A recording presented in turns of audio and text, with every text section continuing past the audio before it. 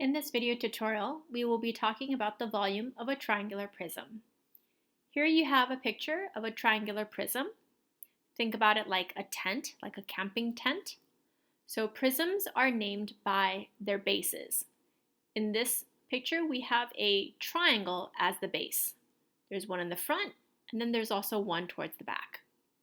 So the volume formula is the base area. Since our base is a triangle, we will be finding or using the area of a triangle times the height of your prism. So the area of a triangle is half times the base times the height. In a triangle, the base and the height will always meet at a 90-degree angle.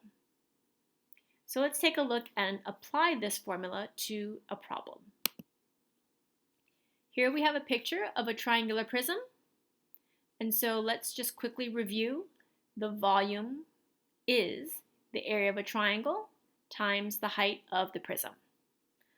More specifically, volume equals half times the base times the height of the triangle times the height of the prism. So by looking at this picture, can you identify which one is the base and the height of your triangle? And can you identify the height of the prism? I hope you're able to identify those values. The base is 6.5, the height is 8, and the height of the prism is 15. Go ahead and grab a calculator, and you get 390, and make sure you label inches cubed.